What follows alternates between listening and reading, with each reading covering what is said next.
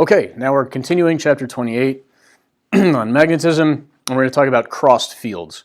So imagine what's happening if we've got an electric field and a magnetic field together.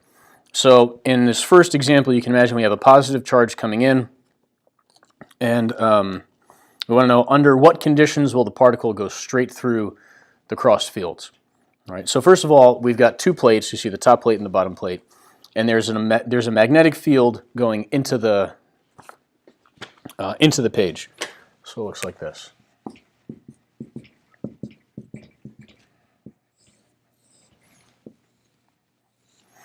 Okay, we've got a positive charge going that way.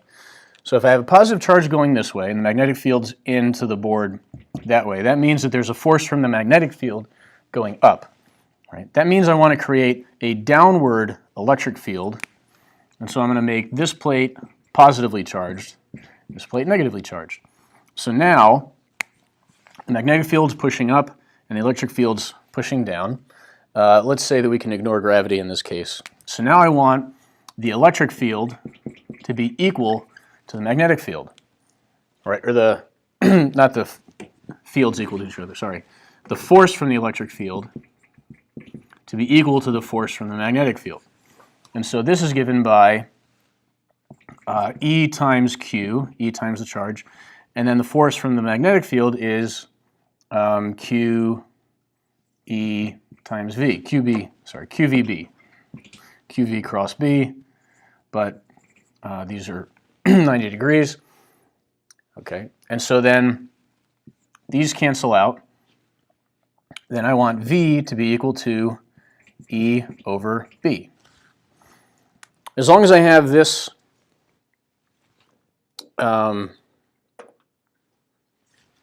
set up where I've got that the ratio of the electric field to the magnetic field is equal to the velocity, then it'll go straight through.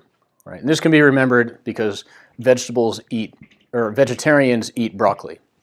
And so if that helps you remember, then great. Now this kind of thing also happens if you have strips of conductors, and you have kind of like a strip of wire and current going through the wire, and that wire is in a magnetic field, then you get what's called the Hall effect. Okay, so imagine this is a strip of wire, not really a wire because it's not a cylinder, but it's a strip, metal strip, and we're running a current through it this way, right? So here's the current. That means the electrons are actually going that way. The electrons are the charge carriers. So then there's a magnetic field into the page that way, right? So what's happening is the current's going this way, QV cross B, but this is negative, so we go the other direction, cross into the page. And so now there's a force on this, a force due to the magnetic field. And what you're going to end up with is a collection of negative charge on this side of this strip. And then since you have a lack of electrons here, it'll have a positive charge there. And now you actually have an electric field set up in this strip. Okay, and you can see that in the next page, how the force changes if it's a positive charge carrier.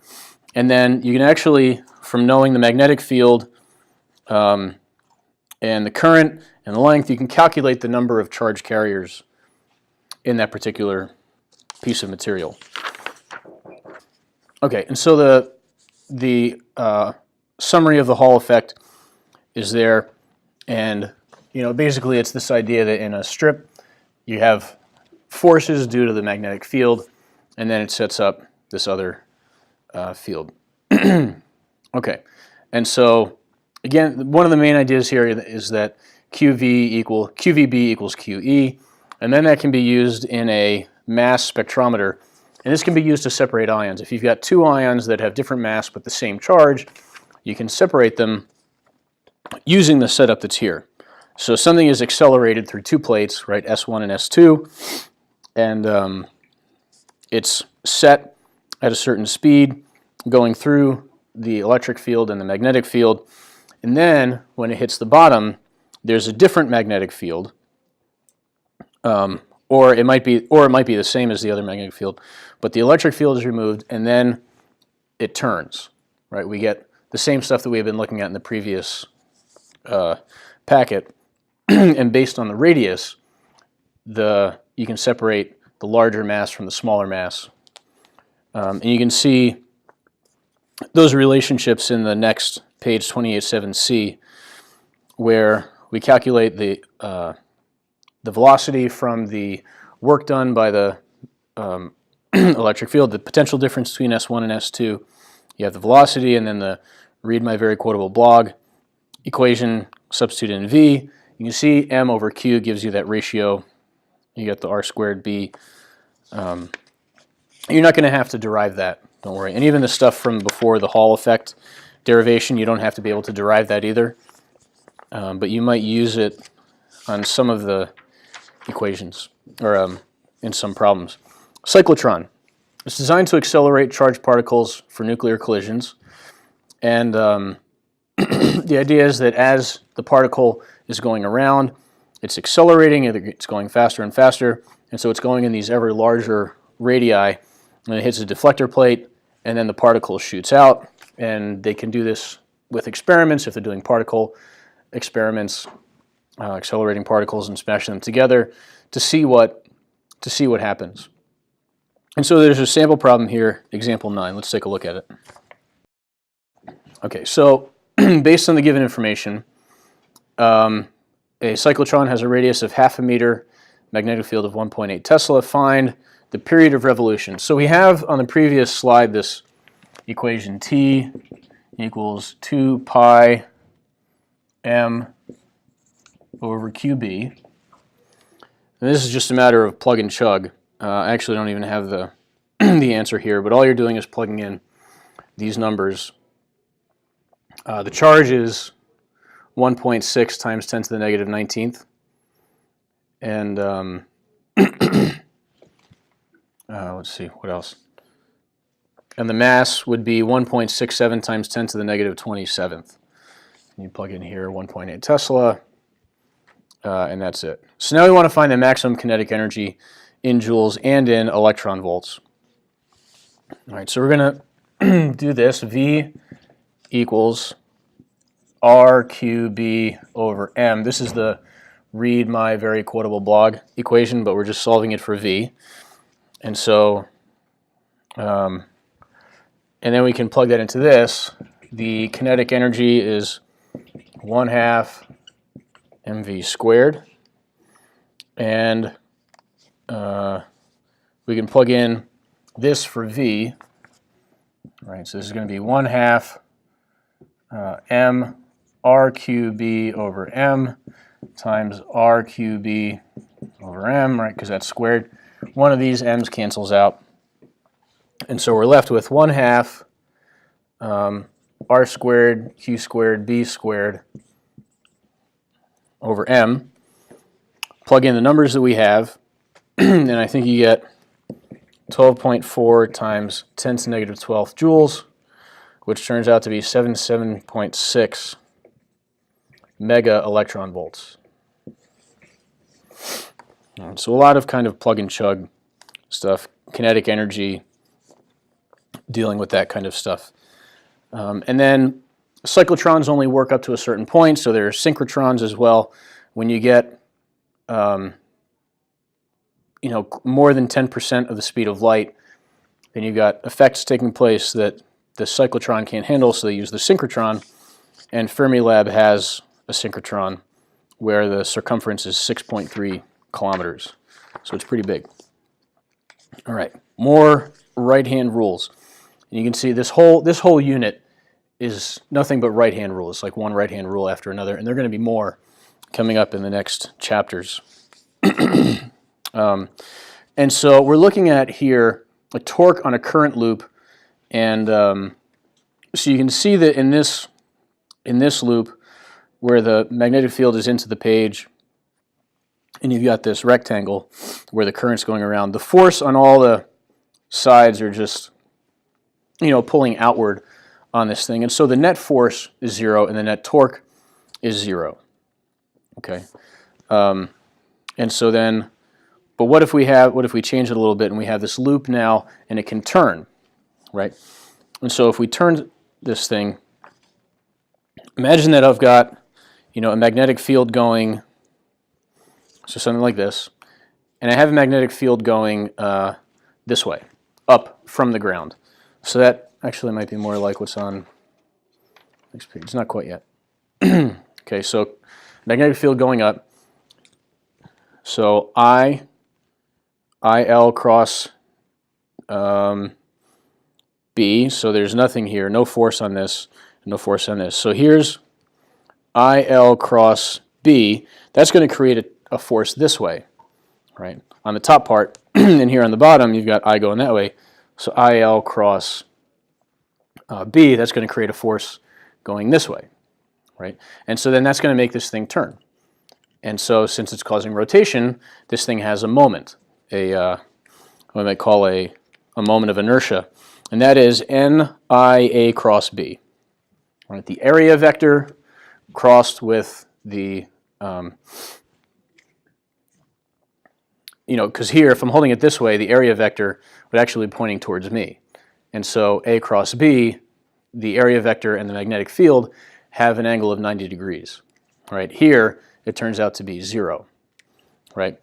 And so the torque is IA cross B. It gives you the torque. And if you've got a number of loops, then you just multiply by the number of loops that you have. Right?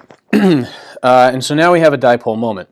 And the moment is given by that mu. See that mu there? So tau equals mu cross B. So IA is what gives you mu. And NIA, if you've got multiple loops, the number of loops times the current times the area vector gives you the dipole moment, which is also a vector. Okay, and then there's comparing that potential energy. There's comparing electric, the dipole moment to a magnetic loop, right? Instead of having a magnetic dipole, well, we've kind of created a magnetic dipole using a current loop, right? And then, just comparing what that looks like for those. Example 10, what we're asking you to imagine here is what direction are the magnetic fields as this thing goes through. One of the things you need to keep in mind, I would say just try this as an exercise. But first thing is, notice that it's deflected toward the plate of higher potential. Remember, higher potential is positive. Right? So that means, if it's higher potential, that top plate is positive. If the top plate's positive, the bottom plate's negative, and it's deflected upwards, that means this is a negative charge. It's a negative charge, so as you're working through this, you're thinking, A, it's going this way, that's the velocity, but we reverse direction, and so I imagine it deflects to the right in region A, so I've got my fingers pointed down for the direction of the velocity. That means in is going to be the direction of the magnetic field. So A will be into the page, B, it's deflecting the opposite way, will be the magnetic field coming out of the page. C also will be out of the page. D and E are into the page, and F is out of the page. You're just using your right-hand rules for that. Okay, and then example 11. In number 11, here's a sample problem regarding this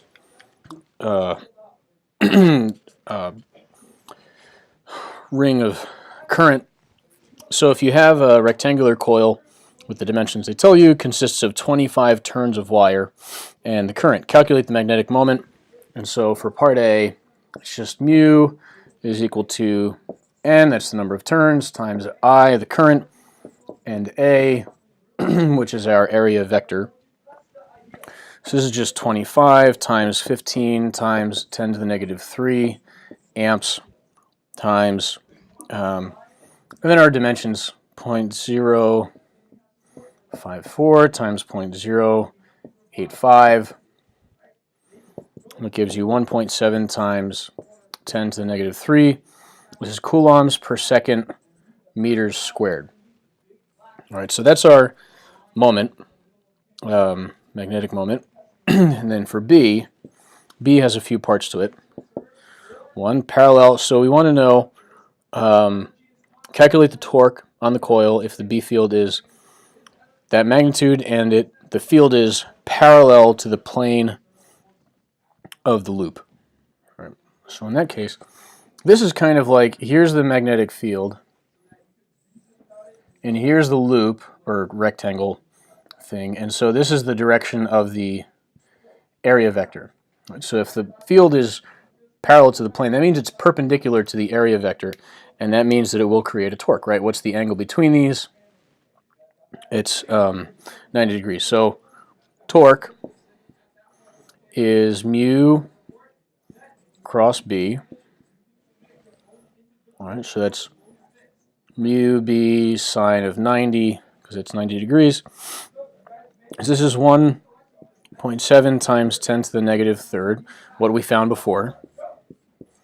And then B is 0.35 Tesla. Okay, so this turns out to be, let's see, about 5.95 times 10 to the negative fourth K Newton meters. All right, if this is I and that's J, so K would be coming out of the board. It's creating a torque that way, which means that it would be spinning that way, right? With the axis coming out of the board. C, if B is perpendicular to the plane of the loop, so that's like, here's the loop, A is that way, here's B. So here, B and A, you've got sine of 0, so it's just 0. That means the torque is going to have to be 0. And then our last case 3, sorry, this isn't C, this is 2. Lowercase Roman numeral, and then at an angle of 60 degrees with area vector A. So torque, again, is just mu B sine, in this case of 60, so that's be 30. So we've got negative 1.7 times 10 to the negative third. Let's see, and why are we making that negative? This should be positive. It's supposed to be just equals. And then 0.35 times sine of 60. And that's going to come out to about 5.15 times 10 to the negative fourth Newton meters. And this will again be in the K direction if, right, there's A, and then B is like this, coming through that way at an angle of 60 degrees. So then that too will be coming out as it rotates around that way. So that's it. For example 12, this one's unique. This one you have to do a little bit of detective work first to figure out, because they don't tell you what the measure of R is. So you define, what is radius of one magnitude? Is it like a square? Is it one grid square on that grid? So based on the given information, you'd have to fill out that chart and match each particle with a path. There's path I, J, K, the whole thing. A through, what is it?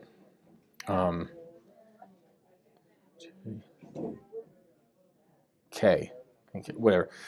Anyway, use the read my very quotable blog equation and figure out from there, which is going to have the biggest radius, which is going to have the smallest radius, and then match them up. Okay, and then I'm just going to show you what the answers are. Right?